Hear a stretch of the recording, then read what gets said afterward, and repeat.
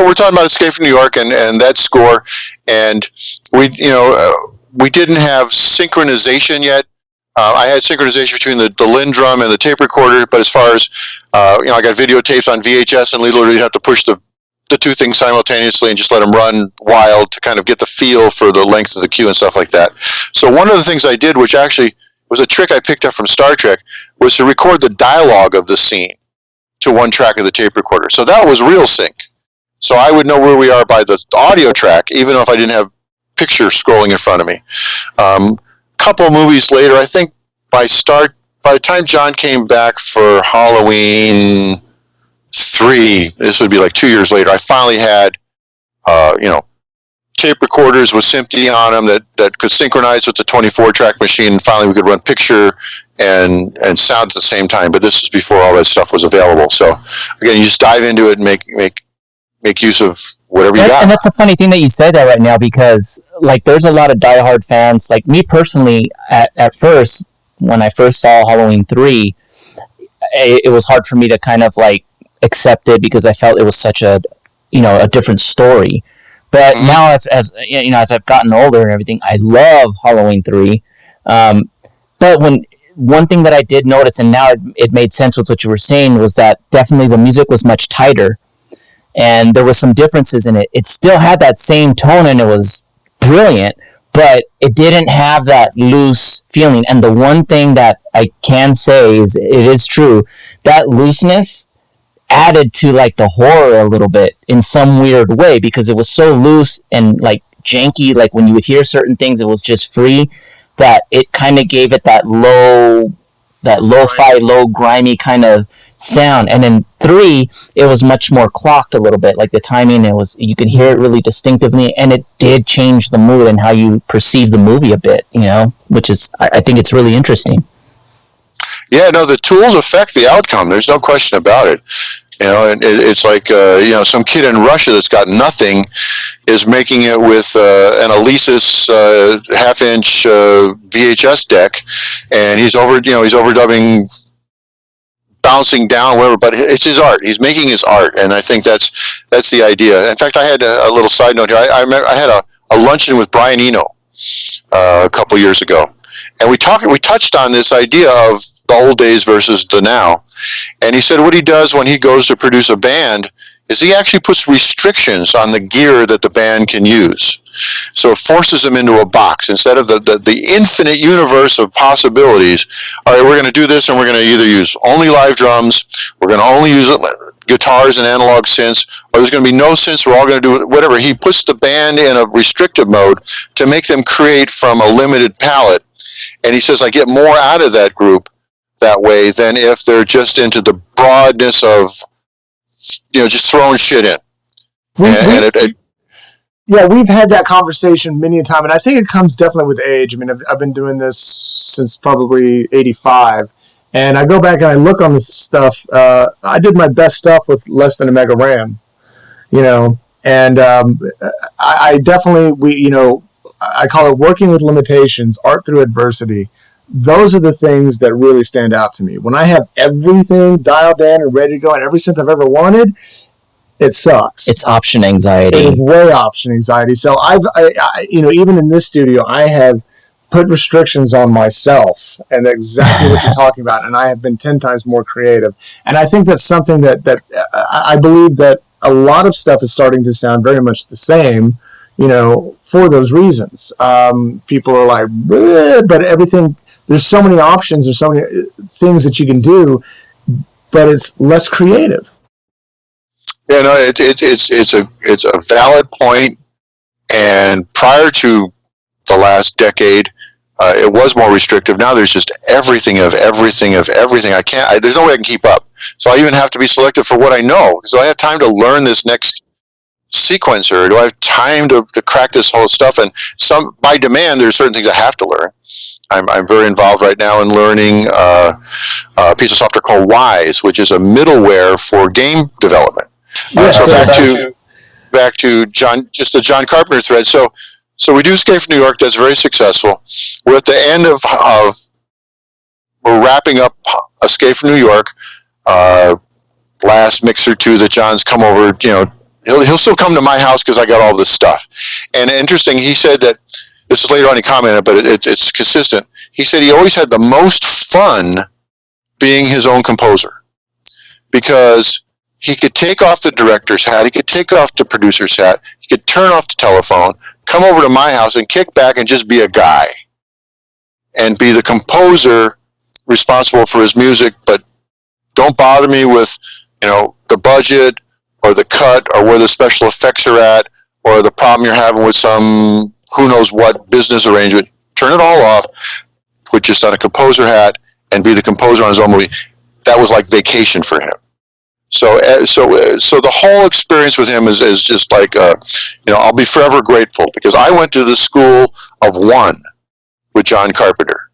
I sat in a room and made his movies with him, saw everything he did, added everything I could bring to the party to make that stuff. And I think that body of work that I did with him from sort of 79 to the last movie I did was They Live, that stands as iconic forever stuff. It'll never go away. It represents the good stuff from that period. Movie-wise, for sure, but the scoring and the music we made has its own evolution because now going through that thread, we start out with, I got, the first instrument I bring into the thing, new kid on the block is the Lindrum, work with all that analog sequencers. Then I had an emulator one, and we now have a sampler on top of the tape recorders, and I work with that, with 8 seconds of recording in it, or no, 4 seconds, I think. Yeah, it was 4 seconds of recording on the emulator one, doing all the tricks and getting the most out of that thing. Then the next layer is, I add the Prophet 10, we add this other stuff, and then at some point they invent MIDI. So about 1985 everything's got MIDI on it. Now I got a studio. I get my first little Macintosh computer, Mac, whatever, with 1 meg of RAM, and I fire up a Digital Performer. So all of a sudden the beginnings of digital sequencing in MIDI, and before that, just the MIDI being able to take the whole room, all the Prophets and the emulators, and by then I had a Kurzweil 250 and rack synths and stuff like that. Be able to push one note and have it go blam, the whole studio, make these MIDI stacks was a whole new texture, and that really showed itself on the score for Big Trouble in Little China. That's really the first MIDI score where I took full advantage of that stuff. And as a technique also, I at that point gotten a Lexicon 224, really beautiful reverb. So old school was you would record everything dry at the maximum level to beat the signal to noise ratio, and then have to mix that. And the kind of light went on, but I like what I'm hearing. Why don't I just record that? So I started recording the MIDI stack with the reverb on it, everything. And what I did is on the monitor section of the console, I just put everything at 0. And I would record at the volume it was supposed to be at in the mix. So when you wanted to go back into any of these mixes, you just put everything at 0 and it's mixed. You're not doing this big fool around with the console and the new reverb sends. All that was just bypass. I record the shit. So that's what I did. So that was a technique that changed also in the progress of the gear getting better, the signal noise being better, and just kind of going, not what I heard in the recording studio when I was making records, but just kind of going on my own and making literally stems or some sub-mixes of stuff and just calling it, we're done. I like this, it's done. I'm not going to ask anybody to go back and figure out the blend of 5 synthesizers. Just record 5 at once with the right reverb on it, and we're done. So that was another modulation. So just for the countdown, Escape from New York was the first one. We're at the end of Escape from New York. John's going to do The Thing, and just as an afterthought, he turns to me and he goes, "They want to do another Halloween. You're going to do Halloween, okay?" I get Halloween assigned to me like a homework project, and he goes up. He goes off and is now busy making The Thing, which was, as he admits, that production almost killed him. It was a very, very difficult shoot because of the exterior stuff going into the ice and the snow and really being there. This was not faked. This was not CGI. Like in the opening scene of The Thing, when we have the dog running and the helicopter shooting, they had to go up in August, plant all the explosives over the whole thing, planned out where things were going to be, go away and come back in October after it snowed. So we had pristine snow over everything, and all the stuff was below the snow. And now only got one shot at this stuff, but now we're going to run the dog and boom, boom, boom, and blow stuff, and that's it. Did it. So where was it recorded? Was it actually in Antarctica? You mean the score? No. The way I actually shot it. Yeah. No, it was in British Columbia. Yeah, almost Alaska. Same idea, And all the exteriors on the interiors were done on the Universal lot, and that was very interesting too, because now they wanted to have it cold so they got the breath off all the actors. So they had this massive air conditioning going in August on the sets, so it was frozen on the set, and they were all in their winter clothes and stuff like that because that's the way it was. And then they come out for lunch into the California sunshine on the Universal lot, and it was like, what are people doing in their winter clothes? What the hell is this? But it was a very practical thing. And then we get to the guy Rob Bottin, who had the idea of The Thing, and so he was a special effects guy. And he met with John originally and pitched the idea because they were trying to, how do we do the remake of The Thing and what's The Thing? And Rob promoted that The Thing is more like a virus and the thing can be anything. So as opposed to a fixed monster, it could get inside of you and you became the monster. And then as you were about to die, it would jump to the next person and to the next person. So Rob sort of built this incredible concept, which he then had to deliver on. And this is, again, before CGI. So all his monsters were rubber cement and glue and weird shit. And the idea was, he thought we'd keep it in the dark and kind of in the shadows. Meanwhile, cinematographer Dean Cundy goes, I love the idea. Let's make it bright and really see the thing. So now the pressure went up on Rob Bottin to deliver these things that looked good with all the goo and the slime. And then a lot of them were one-shots because it was like guys with...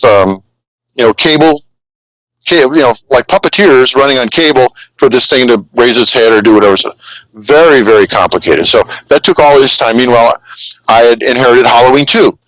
So John's not even around. So I take John's original score from Halloween 1. It's on a 2-inch 16 track.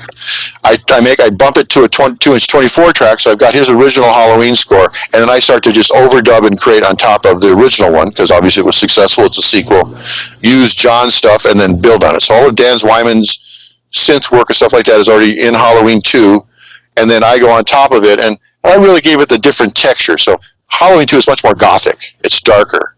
John's is a little summertimey, weird babysitter, but I actually started getting into back to scare and stuff like that. And so the extra overdubbing I put on it is what gave that feel to Halloween 2, which I think is very successful and very popular, and sort of my first time to make a statement on my own on top of John Carpenter as opposed to sort of being the other guy in the studio and he's making it.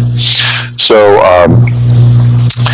I deliver Halloween 2. It became what it was. It was, it reestablished thing. And then again, they thought from John Carpenter's camp, John, Deborah, all right, we'll make one sequel and we're done. And now the producers go, no, we got to make more now. So that's where we get to Halloween 3. The idea, if we're going to make more, let's let the Michael Myers thing go. Let's go into an anthology where we start to make Halloween stories, which everyone can be different every year, and we'll just explore Halloween as a broader term. Well, we make Halloween 3. I remember it's funny. So John comes back from making The Thing. We had one little session where we did some extra cues for The Thing on like as a pickup at the end, but Ennio Morricone was his score. And then influenced by John and I, a little sub-story. So Ennio Morricone, John gets to get his hero, Ennio Morricone, to score The Thing. Ennio goes out, does Ennio's thing orchestrally, brings it into John, here's your score, and John's like, Ennio, what I had in mind is something more like this. And he pulls out the score from Escape from New York and plays him Escape from New York. Like, could you give me something like this? So then Ennio Morricone goes back to the studio and gets a synth guy, and that's where that famous opening theme came from, is John influencing Ennio Morricone to do Ennio Morricone does John Carpenter. So that's where that stuff came. So there was 2 sessions, and there was a third session where John came for one afternoon. We did a bunch of sort of droney cues, kind of along the lines of Christine. They had no sequencing in them. They just kind of sat there as textures. Well, that was that first painting in that flavor. That's so. Sorry, so I you doing Christine, I think it's a perfect way to segue into that, because that is again one of our favorite movies, because that piercing sound that you hear, that when every time you see that car, just still gives me goosebumps, and it sets that tone again. Can you tell us a little bit about how that sound came about? All right, so in the vocabulary of making films, and probably most people have heard this, we have the thing called stingers.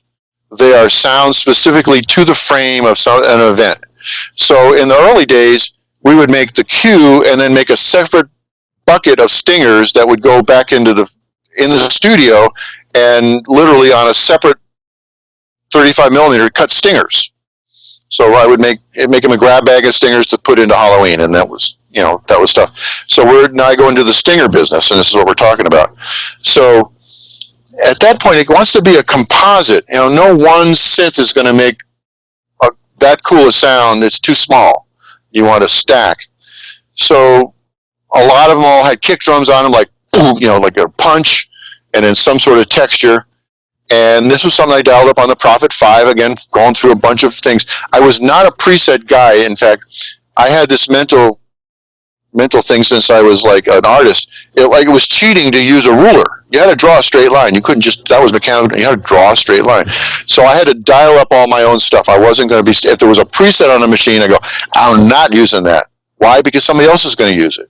So I had to invent all my own stuff. So I got really good at dialing up stuff on the Prophet 5, and eventually came across that kind of thing that became iconic for Christine.